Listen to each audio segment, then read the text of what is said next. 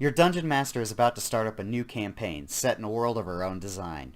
She's told you about the setting, and that has sparked your imagination with a plethora of ideas. After finally settling on a basic concept, you sit down to write your backstory, excited that your DM will integrate your character's life and aspirations into a carefully crafted world.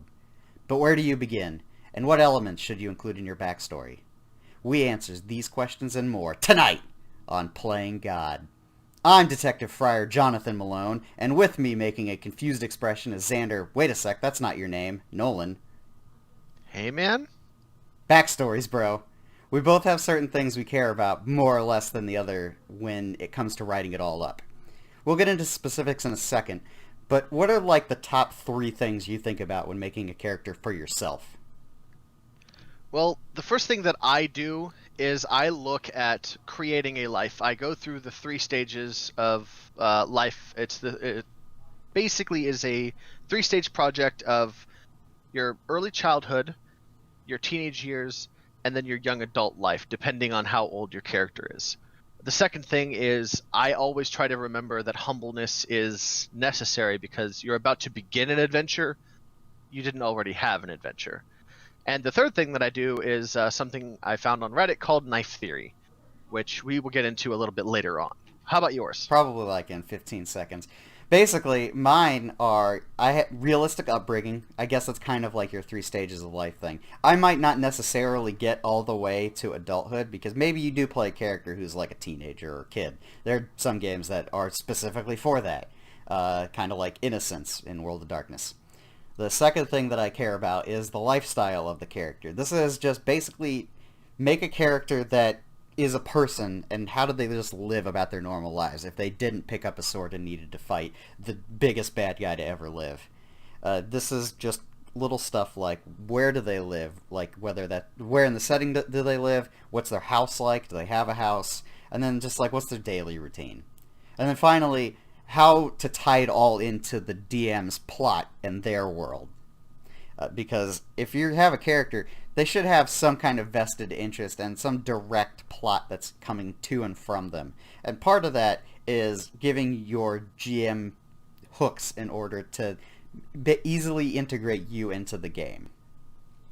So those are about my 3 points. So let's talk about this knife theory thing. What the hell is that? Okay. Because I haven't heard of that before. Well, knife theory sets up as a sort of knife block where the GM should receive anywhere from 7 to 12 knives, quote unquote, from their players at the for their backstory and at character creation. What knives are specifically is something that a player gives to a game master that can be used to stab them later on. This can be any named person that your character cares about, living or dead. In your backstory, it could be a phobia or trauma, mysteries, enemy characters, ongoing obligations, loyalties. Depending on the severity of the knife, determines its size and therefore how hard the GM should stab you with it. That's The not a knife. This is a knife. This is knife. Knives are a really good way to integrate someone's backstory and kind of link them into the campaign without the DM having to go through a whole bunch of stuff trying to sift and figure out where it goes. You just have a very simple list of all of the knives. So it's basically the third point that I said. And they 'Cause that's can, kind of what I was getting at. yeah, they can use or not use them at their discretion. Okay, I can see that. So when you're sitting down to make this character, you don't know any of these tie-ins. You don't even know where to begin. So what's a good baseline for what your character should be? Now, in my opinion, I always think that any new character, unless you're specifically starting in a higher tier of power, like if you're playing Dungeons and Dragons and you start at 10th level for some reason, like you just want to get to that big over the top shit, then maybe not follow this. But I like to keep my characters simple yet functional. You're making a person, after all, who's lived their life up to this point where they've started adventuring and you've assumed direct control over their mind and started moving them through this world and doing whatever the hell you want to do. It needs to be simple because there's already a lot going on with whatever setting you're going into. There's already going to be a lot going on with the plot that you're going to get yourself into. and you don't want to bog down yourself, your dungeon master, or the other players at your table with too much. But you don't want it to be so little that you haven't fleshed out an actual person. You can't just say Yeah, I'm a blacksmith and then just drop that into the go from campaign there. setting. That's too simple. Like, you could make some basic extrapolations from that, but just because he's a blacksmith doesn't mean that this character has all of the tropes of a blacksmith. Yeah. The way I approach creating a backstory where a character is concerned is I use my own life as a reflection. If I were to condense my own existence up into this point into a 1 to 2 page explanation, like someone asks me, "So what's your story?" This is the story effectively that I give them.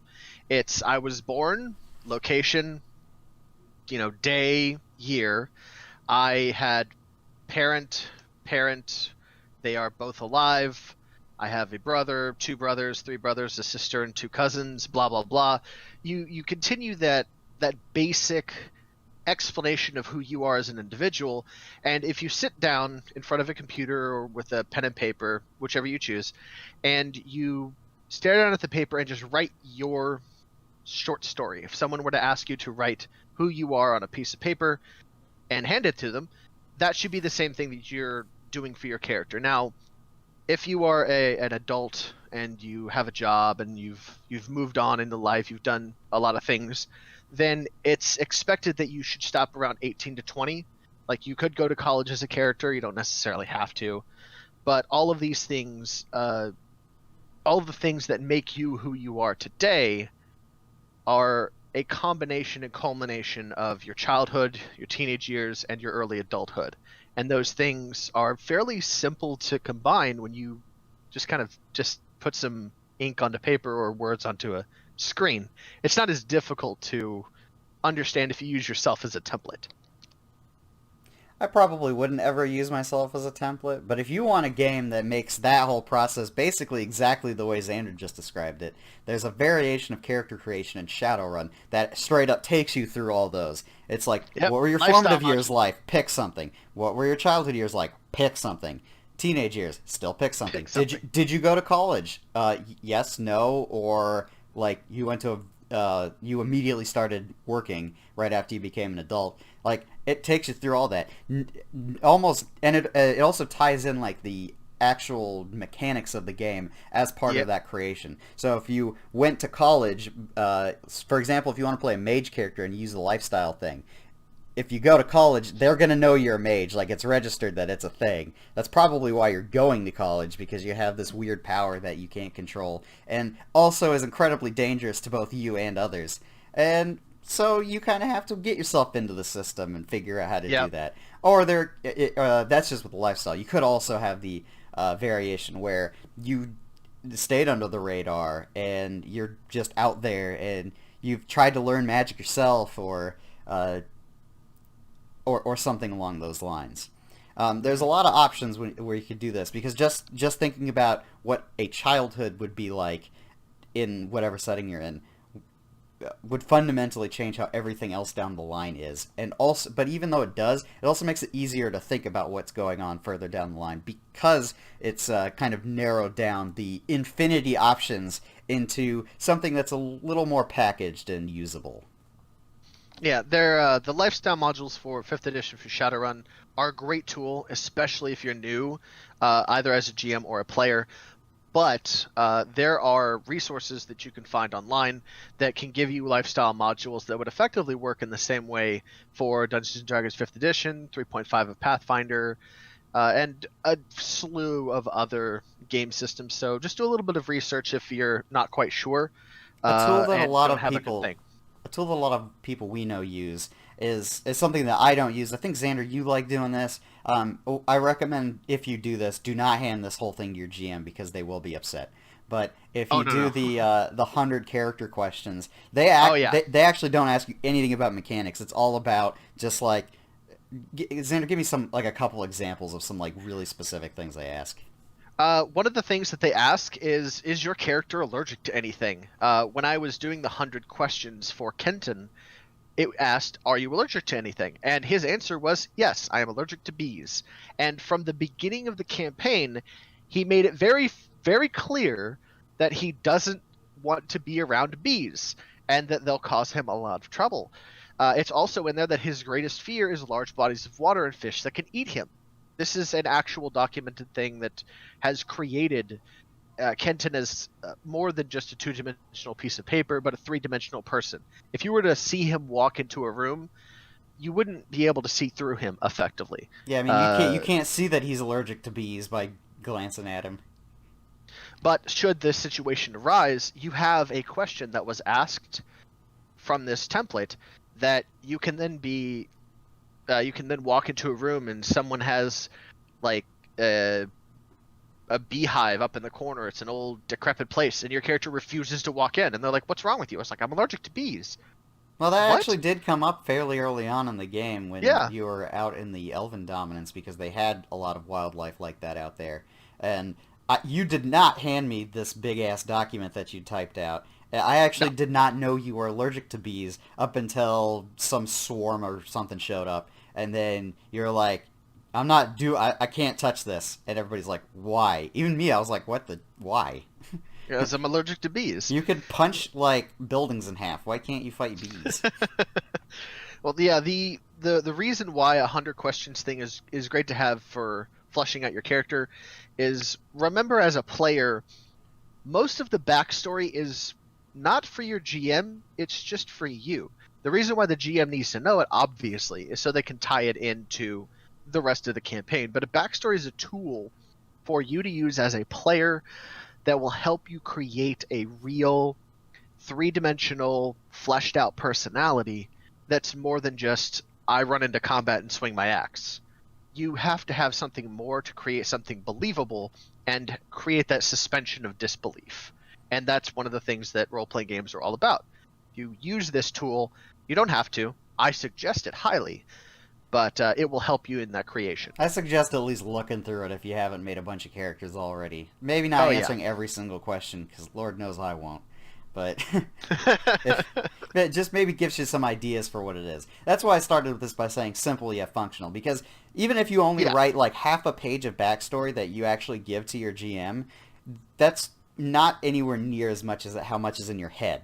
But you don't have to transfer everything that's in your head out on paper. There's been several characters that I've had, my favorite characters, in fact, that didn't have certain personality traits or even something I thought about up until the time in which it was relevant. A character that I've brought up Yeah. before from Stars of That Number, my Nithri Laran, at one point I decided that despite her being one of the richest people in the galaxy, she legitimately enjoyed the cheapest gas station food that you could find in space.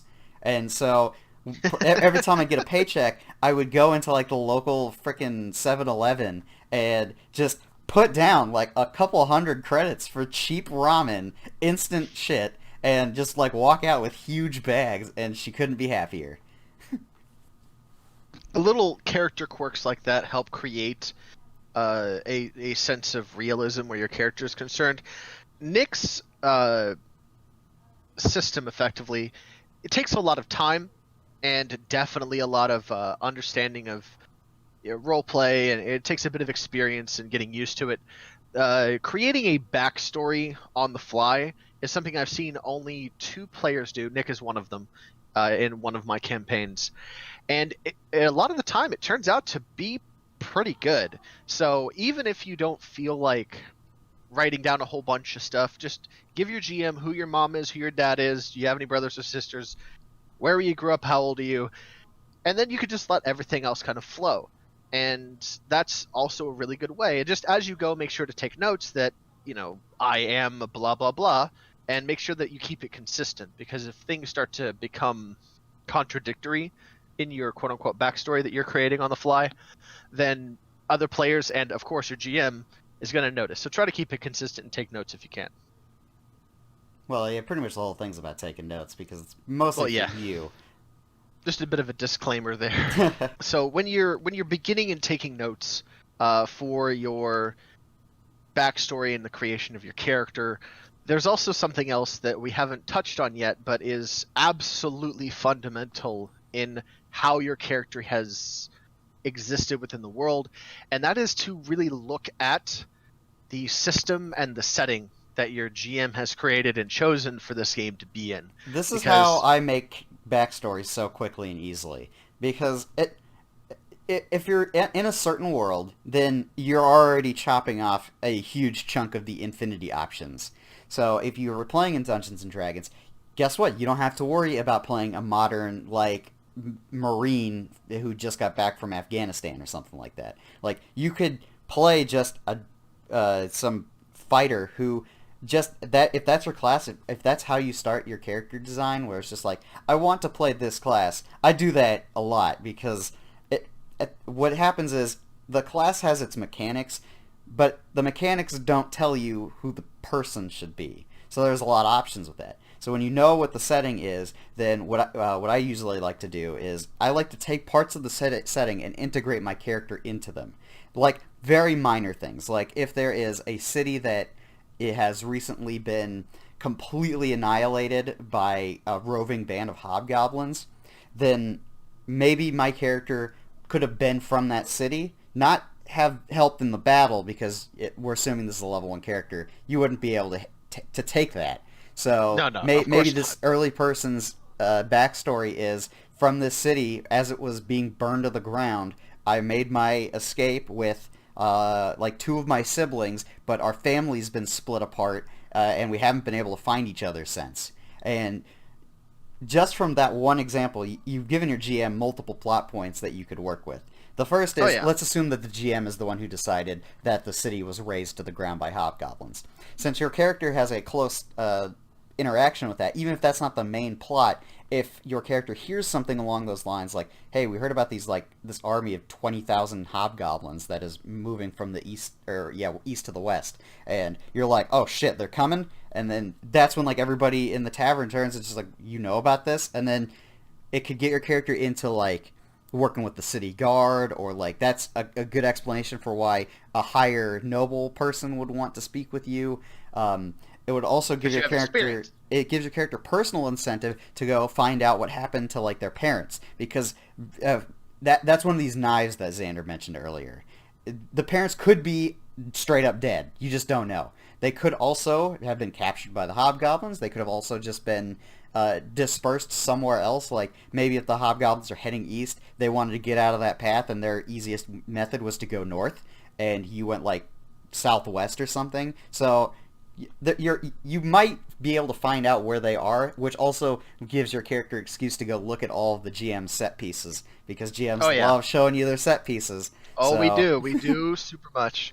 A another kind of thing where that's concerned is Mara from our Legends of Latyr game. Her father was an adventurer and had gone off and had disappeared one day. And one of the things that Mara, as a character, that drove her forward is finding out what happened to her dad. And it turns out we found him, had to have him resurrected, and that one knife, her father being missing, created the drive for her character to learn resurrection magic that had never been done before or rarely done before and create something that had not even existed and was the driving force that moved Mara forward.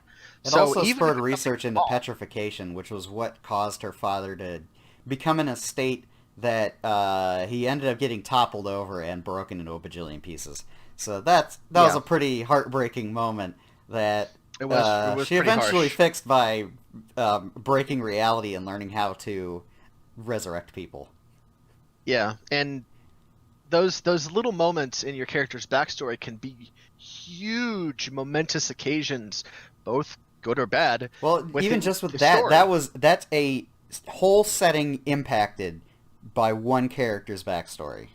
Yep. Because if she like maybe her father had already died in her backstory, and he never was an adventurer, then she never would have found that he was petrified in some forgotten ruin that was outside of the known world, and then go through the dozens of sessions that it took in order to introduce resurrection into the setting. Yeah, Without that, like there just wouldn't be there resurrection in the wouldn't be setting. resurrection magic, and then Kenton would be dead forever. You would have only died the first time and not like Yeah. three more times. But when you're considering the system and the setting, another thing that I have adopted personally for games that I play, I use it specifically for Dungeons and Dragons. But something that Nick kind of did for the beginning of Latier was run us through a quote unquote backstory game session where we go through our childhood in different stages. And I think that that is a really good way Let to me introduce a character. explain how that works So yeah, that's because on Nick. that is not something I've seen other people do, even though I'm sure that people out there have done this. So when you think session zero of a tabletop game, you think you're with like everybody in your group and you're hashing out the important stuff that you're doing the whole campaign setup. This isn't really a session zero thing. This is each one of your players, you have like your own hour, maybe 2 hour mini session with them where you take them through the important points of their lives, like Xander was saying. So you start. You don't have to start in any particular place. Pretty much, they've already provided you with like a rough backstory that they have, and then you kind of play through like a little bit of their childhood. Maybe get to know their parents. A good comparison example of this is Fallout 3. So when you start Fallout 3, you're not just immediately in the wasteland shooting things. You got to take the special exam. You gotta find the bullies. You gotta make some choices. You gotta customize your character and all that. And that's kind of the same principle. So you might meet your parents when you're a child, or maybe that's part of your backstory that you didn't see them, or that you were abandoned on a doorstep of a monastery or something like that. And you would get a scene of that. Maybe, and this isn't something that you roll out. Like you don't really make checks for this. There might be exceptions if your player's trying to do something that is like makes a change for some part of the story. I had to do that when Xander did a backstory game with me. He ended up asking me to roll for a few things. But generally, you just want to get what they do. Just like give them a small scenario, like or even give them control of other NPCs for let's say you're left on doorstep example in the monastery. You're just a baby, so you actually can't do anything, but you could still play out the scene by maybe the GM would describe it from your perspective instead of being as the child. You are the maybe like the nun or the monastery leader who's opened the door on this cathedral and there's like rain going down and it's like dripping off the awning, and then there's like this little baby in a basket like you see, picks him up, and then maybe that's how your character gets their name. You have given them the name, but the scene is like the priest giving them the name. And then you would actually jump a significant chunk of time because you don't play through like every detail of this, but you hit the major points. Like maybe it's time skips when they're like 12 years old and they're going through some kung fu training, and then after class is out, they go out into the woods and there's like maybe a really minor encounter with some kind of woodland creature. Not like a fight, but maybe this character comes across a darker aspect of the world and just talks to it for a while because the character doesn't realize that this entity is evil, because a child just probably wouldn't be able to tell that in a lot of ways. Because And innocence. yeah, because innocence. And maybe that dark entity comes back later on in the campaign when you're actually playing as possibly even an ally, where it's like, even though it's a being of evil, it sees like your character that it remembers from childhood, and it's just like, I remember you. We had a good conversation. I'm not going to let harm come to you. And then it goes and fucks up whatever's trying to harm you. And then now you have another dilemma later on in the game where it's just like, how do you know this thing? Is it Yeah. trustworthy? Yeah. Well, the crazy thing where that's concerned is, I played through this session negative .5 with Nick, and because I played through that session, I have a intricate understanding of like who my character is, who his father was, and what his role in the world was going to be, and we built that up. But there's another portion to that has bugged Xander the player since the game began, and that's knowing that every other player in the campaign also had a session neg .5 and wondering what the hell happened and what occurred to basically spur them into their adventures. So Jesse's character, how did Porter, like, what was his thing like? What was Mara's like? And it kind of just it continues to ruminate in the brain, and it really creates a sense of wonder when things from that little point 0.5 game session start to come up. That's why you And want to separate it's your fun. players and do this individually, because it gives Yes. you a way to hyper focus on one person, because then it doesn't matter if you change scenes or perspectives. As long as the person in front of you is having fun, then you could stay on a scene as long or as short as you want, as long as you get all the major points that you kind of have jotted out along the way. As a GM, what you want to do is just basically read through your player's backstory, mark down some quick notes, like some example ideas of where you want the scene to go. Because you're not rolling any dice, there's not really any game balance to do.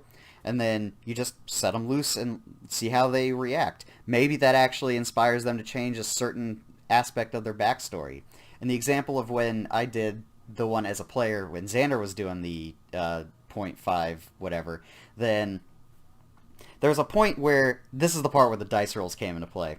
My character Yeah. was going to try everything possible to not get enslaved by this group of people that Xander pretty much said, like, you're starting like this, so try to, like, get it to that point. And I did. But the problem was when we were actually playing out the scene, I couldn't reasonably find any way for my character to stop doing stuff. So I actually had to ask him, like, hey, if this isn't going to change, then I'll just go ahead and give up.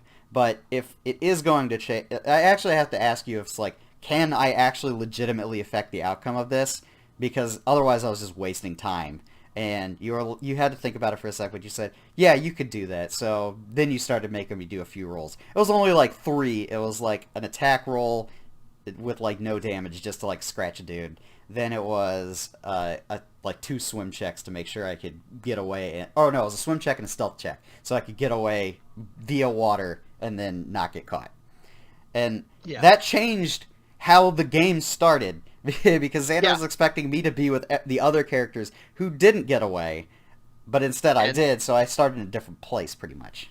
yeah, and gathering the players back together was fairly complicated, I Yeah, must but, say. yeah, but But that was good though. Yeah, I didn't it, know. I it, it didn't worked out didn't okay. look complicated. I'll say that. That's the thing. When you're a DM, it shouldn't look complicated or Exactly. complex, but behind the scenes, when you peel that curtain back, you're gonna see a crazy person slamming it away at a keyboard and ruffling their hair with 5 cups of coffee, trying to figure out how the fuck do I do this. Being a DM is not an easy job, not at all. But when you're going through this backstory, since you're going through the major plot points, this is also where your GM could like initially start putting in those hooks that you gave them, because you interact with them. Maybe not try to solve them or anything, but if if you were using the example from the Hobgoblin raid earlier, then maybe you actually play through the part where it's just you as the player doing the person who is escaping from the city as it's burning to the ground. The GM is describing the scene and like basically voicing as your siblings who are with you, and maybe making like threatening calls out just from around the city as the hobgoblins are trying to find survivors and everything, and make it a really tense situation. And then you phase out the scene maybe after you get into an underground tunnel where there's a couple other survivors who are like, we found a way out, and then they pull you away, and then that's where you fade to black and then move on to the next scene. You've established the hook, you played through the hook, but you haven't solved it because you still don't know what happened to your parents. You still don't know why the hobgoblins are there, and that's something you solve in play. But that makes it easier for the GM to actually integrate that because they were personally part of the experience at that point. So maybe give your players a little liberty in terms of what the what the scene is. Maybe you could even ask like, where should the scene start? Where were you imagining your character as this important life thing was taking place?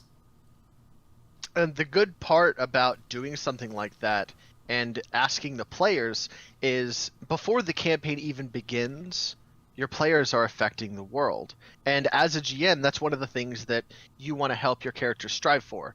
The point of you playing this game and running them through these scenarios is that your players are going to affect the world with their choices. And those choices can maybe even make the basics of a situation vastly different from what you were expecting. Like what would happen with Nick when he escaped the slavers, or what happened with Kenton when he originated the investigation into the Odiug that was in the western side of Elrin. And over time, this kind of exacerbated problem continued to be an issue, to where the point where Kenton actually went down there with his party and they slayed the Odiug that was inadvertently responsible for his own parents' death because Kenton was adopted. Because you're integrating these things, you're giving your players a little bit more power over the setting. Elrin wasn't supposed to be a quote unquote city the way it was, but because Kenton was who he was and we played that backstory the way we had, it basically created Elrin It as helped a completely evolve different my place. setting Yeah. more so than it was before we did this game. There's Yeah. also an important point, minor though it is, in terms of all that. It's when you went down to fight the Odiuger to find it, I wasn't the one who gave you the quest to do that. That was No. something that you presented to the other players, and they were like, why? And then you explained, like, this is my theory. You guys went and researched to find out that there was a creature that was doing this, and it wasn't just a plague that was recurring in the area, like brought about by rats or something. It was actually like a big monster that was a serious threat to that entire section of the city. And you went down and took care of the problem. You you took a GM hook, you became the quest giver, and then you solved the problem, and that changed how the area worked in the setting. Hmm. You were seen as heroes. People became healthier, happier. Like it was a big deal for something that was what, like a 5 minute scene when we did the backstory game. Yeah. And because of that, Kenton got a pair of really fancy pants. That's right. And You then did get proceeded those to be called fucking Fancy Pants for those friggin' gold a hammer year and a half. pants right at that time. So you keep saying give the GM hooks and do the knife theory thing, but when you're coming up with this stuff, try not to put too many hooks in there. If you do that, then you're bogging down the GM, and something else occurs that you may not think about initially. But it's because you are one of several players at the table. The GM has to know which of those hooks is important to you. So what that means is you don't just hand your GM a two-page character backstory and expect every single one of those points to get integrated at like every detail and all that. You have to actually sit down and say, "Hey, GM, these are the things that I really focused on when I wrote this story out." So if we could see some of that in the game, then that's kind of what I find to be important. Now, if you do this, you can't like 100% expect the GM to put every single thing from your character's backstory, even the important ones, directly into the campaign, because there are other players at the table. If it was just a Yeah. one-on-one game, go nuts. Then do all Go that. crazy. But since every player has to have their own character's stuff be integrated into the story, if it's too focused on a particular character, like if you spent 5 sessions doing backstory stuff, like after you got hit like level 5, then that's going to drain the other players because they're going to want to have their Oh yeah. characters be a bigger part of the story, and you're just hogging the limelight over there. Now, Hmm. part of it is the GM's responsibility to make sure that the spotlight gets put on the right people at the right time. But that's not solely a GM responsibility. The players do have a hand in all that. Rather relatively minor in some respects. However, whenever you're presenting things like this to your GM, note that your GM wants, we desire, we crave even, to take these things that you've created and integrate it into our world. But you also have to understand that when we do this, we are going to shift around the limelight and we are going to make specific quests for specific characters and integrating it into the backstory based on whether or not it can be integrated into the campaign. So if you create your backstory with the campaign setting that you've read previously, I hope, and you've created this character and this backstory with the setting and the world and everything in mind, then it's much more likely. So going through creating a backstory where you can integrate into the main story, if you make it something small, something minor, something that may not be of consequence, the GM might see that as an opportunity to integrate it later on. So you might not see anything from the first, 1, 5, maybe even 10 levels, but the amulet that your character has been carrying around for the past, 7 years since her father died, suddenly sees this symbol on the wall of a place that they're puddling through for X reason, like they have to get a decanter of endless water because they need to go to the desert. But they see something scrawled on the wall that matches the same symbol that's on that amulet. That will then bounce back into the character and the player's mind, and then you can begin to investigate that later on in the campaign. Oh, you're talking about the real example that happened. Yes. I was Yeah. gonna make up another example because like the amulet was a cool idea, but I was thinking you could also tie it into an actual level thing where it's when you hit level 10, the amulet is actually a sentient magical item that was waiting for the chosen one to become powerful enough Ooh, to wield it, and then now all that's of a dope. sudden the amulet starts doing some crazy goofy stuff, and all it You're like, was what is the fuck like, is oh, it happening? was just an heirloom from my grandma. Like what? Why is it Yeah, blowing up and sparking and like giving me superpowers? so now you have to investigate what the fuck's happening and why. So it may not be immediate. You may not see anything from your backstory soon. But if it's a long enough campaign and over a long enough timeline, most of the things from your backstory can be integrated. Not all of it, mind you, but in a session with, 4, maybe even 5 other players, the backstory can only be so detailed. So it's likely that the longer the campaign is, the more likely you are to come across these backstory hooks, like what happened with Kenton and the Odiug, or Mara and her father, or uh, the very realistic Porter and all issue the with evil fucking that he did. Porter, and basically chewing us over and causing Kenton to barely ever trust anyone ever again, ever.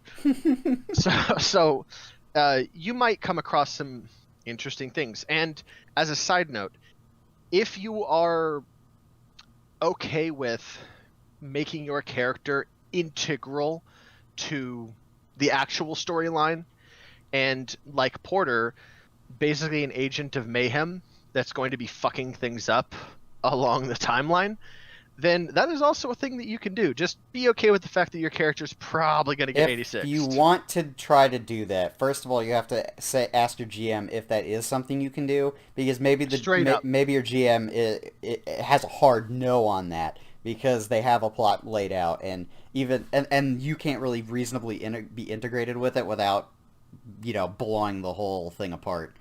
So you got to actually ask them if you can do that, and then second, like you even if you see every plot point show up in the vast universe that you're exploring in the game, you also have to remember that even though the backstory is important to your character and help build who your character is, that doesn't necessarily mean that's how your character is going to stay. So maybe some of these Oh plot yeah, points that no. you put in, you yourself don't need to care about them anymore because the character doesn't. Maybe the slight that some bully did to you when you were a teenager, maybe that doesn't matter now that you could just gently walk up to him and be like, hey, you remember me? I'm a level 12 adventurer now, and then you punch them for instantaneous kill damage. Like, that might not be important to your character anymore, because No. it's beneath them at this point. Hmm. So, when you're doing this backstory, a general rule that I always have is not just the simply and effective thing, but keep it concise. Keep the backstory, like, physically when you type it out or write it out or whatever, down to, like, a page or two. Don't go Yeah. beyond that. Generally, if you go beyond that, then you're presenting too much information to the GM who may not know what is the most important thing to you. There's probably going to be a lot of stuff that just gets thrown out either by you or the GM just because there's no real way to put it in the game without making it disruptive. And Yeah. When sitting down to create the backstory, if you use the 3 stage method, or you create lifestyles and things like that, using a module system or whatever. If you keep it to between 3 and 4 paragraphs that explain early, mid, and late, quote unquote, backstory-esque time frames, then you're generally going to be okay. If you go up to like 2.5 pages, your GM might go like, okay. But don't hand them a 10-page essay and expect them to integrate anything, because they probably won't even read it at that point.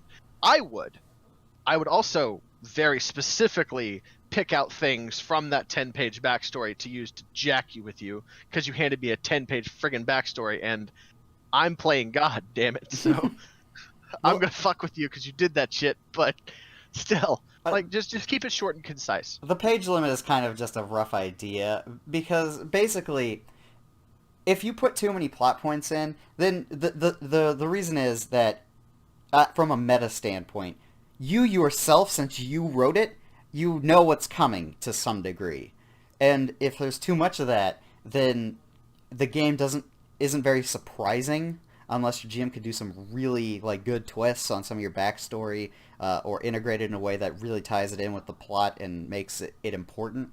But you yourself would be like, oh yeah, this is probably going to happen, and that might not be as I interesting got for you. this. Yeah, I got this. Yeah. But Part- and that leaves enough room for the GM to put the surprising stuff that they've made up into Oh the yeah. game, and then that might even spark your idea of like, maybe this ties in with my backstory somehow. Maybe this guy that I'm looking for who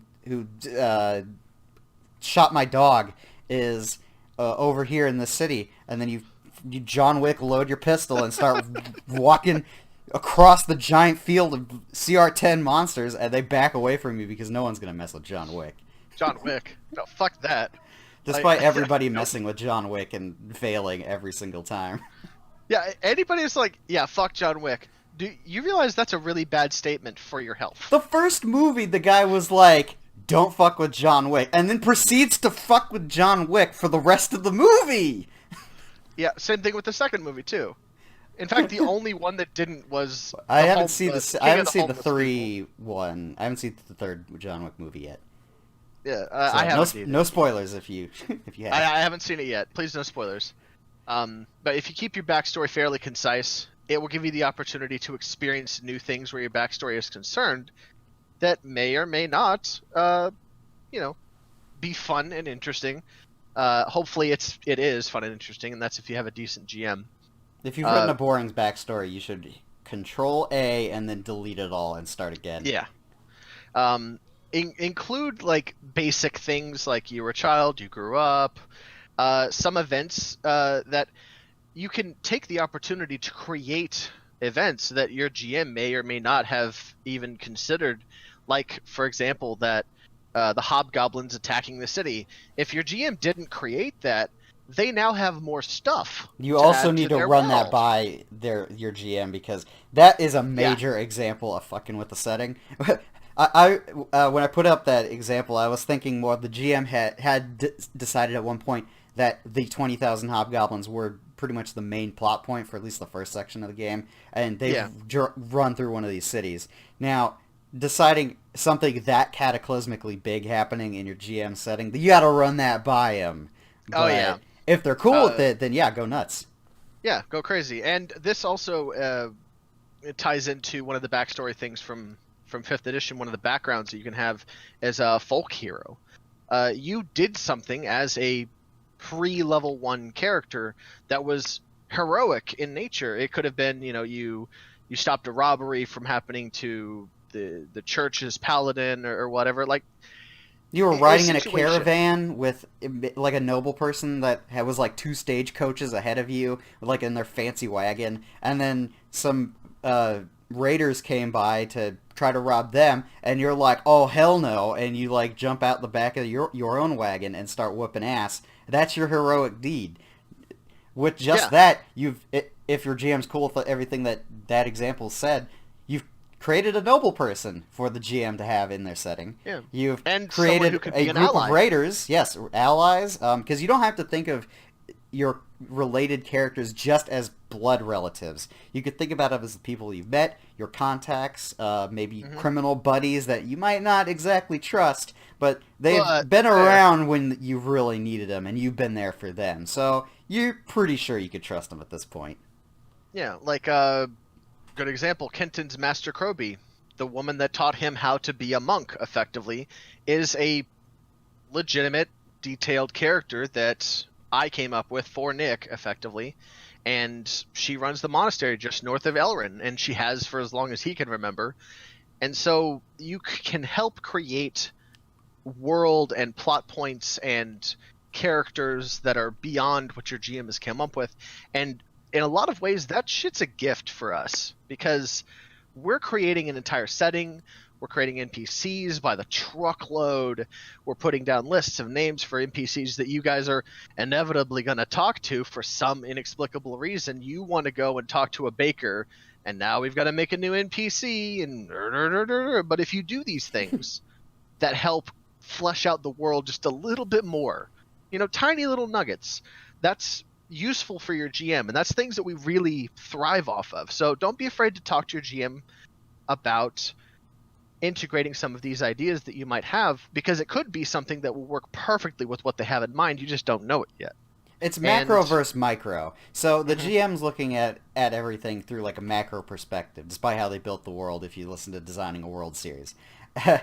Like, they're thinking about it from a macro standpoint because they're making a bunch of NPCs, a bunch of cities, like continents, all that stuff. And what the player is bringing is the micro to it Yep. because they, as a player, you only have a very small part of the world you could really do, like, change or create. And that opens up, like, a world of possibilities for you is still a world of possibilities for the GM. So even Yeah. if you only have like a small set of this campaign that you could really carve out for your character, creating those personalized NPCs gives you more investment in the game. It gives a more rounded NPC to your GM. Even if they knew you had parents, they might not have any idea what they're like until maybe you do this session point 5 and they get to role play out and feel out how the character is, and then later on down the road when you meet back up with them, your GM isn't trying to come up with these personalities on the fly. They're like, they look at their notes like, oh, he acts like this, and so you present the character that you've already established that is new to the other players at the table, but not to the Not person who made it. but not to them. And then you create a situation in which one of the players is familiar with and can move along through seamlessly. And obviously, the limelight is focused on them in this situation, and the other players get to see how they interact with things from their backstory, and it helps make the system, or the not the system, the story a little bit more rich. A fantastic example of this is the player who plays Mara. Basically, not actually basically, she literally created the map for a city in Nick's campaign, and she created an inn. She wrote a whole backstory about her performances. She created her mom, the bartender, and a bunch of other people. And it's a joy to go to this place every single time we do, and most of it was just player created. So talk to your GM, and GMs, talk to your players. They might not know that they are able to do these things. They might have ideas. Or you could just ask them a So, question that spurs some kind of other idea. That's like half of what I do on this podcast is I present questions oh that yeah, ultimately I can't answer because it's not your game, but if it makes you think of something that you didn't think of before and that leads you to a creative spout that is, that gives you something really meaningful that you wanted to add in that you're excited about, then oh yeah, then playing God did it. I've done yep. what I set out to do. That's a win for us. That is definitely a win.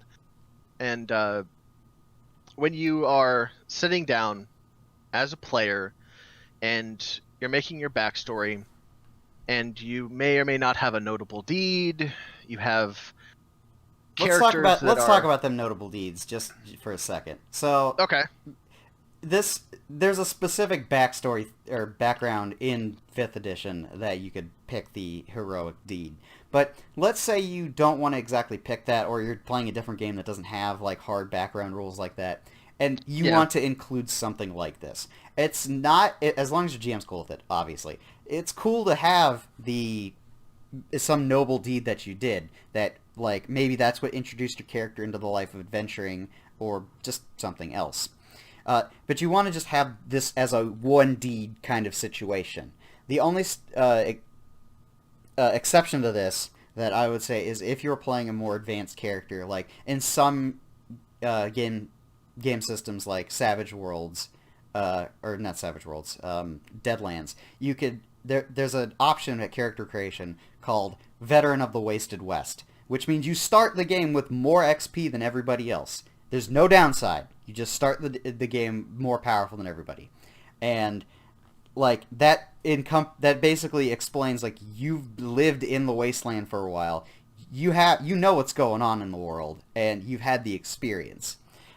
The game actually does balance this out like in some degree because the players who have lower XP values they get additional XP at the end of each session, whereas you only get like the same amount up until somebody catches up with you. Then they and you are in the same rate of XP, and everybody else is still getting the extra to try to catch up. So if you're playing, eventually you'll catch up. But that's something hard coded into the rules that you could do. That is really cool. Now, as a character concept, you could also have, if you're not using Deadlands, then this character could be like the kind of like a lethal weapon situation where it's like you just got one more job till you retire, but I keep getting pulled back into this shit. And so I've saved 10 villages, I've slayed a giant monster, and yet I have all this money and I can't stop and spend it and buy a house and just live my life. I'm too old for this shit. Like I just so you're frustrated and then you pick up your gigantic axe and go play Monster Hunter out in your GM's world. And like so you can have all sorts of heroic deeds in that case, but generally your character is new. You haven't done the cool stuff you want to do in play. You don't want to have already done it and not actually get to experience it. Yeah, that's one of the big pitfalls that I've seen with a lot of newer players is they want to have a character that's already epic in story, and they can tell all these grand tales about how they slayed a monster and blah blah blah blah blah. But if it's in the backstory, you didn't get to have fun playing through it. You didn't get to experience the dread of potentially dying and all of the things that make a role-playing game what it should be and how it should be played. And if you play a larger than life character, there's systems, obviously Nick just went through that that incorporate this kind of idea, but the point is to experience the story, so don't go too crazy with it, which brings me usually to my second point, which is humbleness. My characters usually come from fairly humble beginnings. They don't have a whole lot of experience under their belts. They may or may not be very naive. In the case of Kenton, he was exceptionally naive. And it gives you the opportunity to grow and progress. And that's what you want to do as a player. Because now he's not naive. Forward. Now he's not, but he was. And he was super the naive. Other player... He trusted the evil character more than one time. Yeah, he trusted the evil guy thrice. 3 times, actually. 3. Not once, not twice, but thrice. And it's created a dynamic for the character that is so rich in its history that my character can tell a story of something that happened in play a long time ago with the other characters, and it sounds like it's an epic deed. It sounds like it's something that's just crazy. It's like, oh, well, we... the first day after I left my home, I fought and slayed an Odiug with my friends. And they're like, what's an Odiug? Oh, it's a big monster that'll try to eat you and it diseases everybody. And they're like, what? And that's like the first big thing that he did. And you want to be able to have those moments where an NPC walks up and looks at your character and says, I've seen a lot of shit. What makes you so special? And you can be like, well... I'll tell you what makes me special, and then you can recount in play things that have happened in play. And when you really think about how that makes you feel as a player, that you've accomplished all of these things, you want that to be in play. You don't want it to be out of play. And so when you create your backstory, be humble and just try to keep it fairly simple, concise, and don't go too nuts with it. And definitely sit down, talk with your GM, figure out, the setting, system, all of those things. And if you have any questions or concerns, bring it to your GM. You can put it in the comment section down below. We will read them. We will get back to you guys as best we can. I'll probably answer instantaneously, because I get notifications Probably. about that. But when you finish writing up your backstory, you should want to embody your character and explore where that takes you. The characters you make will change as the game progresses, so don't worry about getting mired down in too many details. After all, are you the same person you were when you were a teenager? If you are a teen now, are you the same as you were when you were a child? Thanks for listening, and if you want more, subscribe to Starblade. We also love taking questions, so leave a comment if you have any, and we'll see you next time on Playing God. Later, man.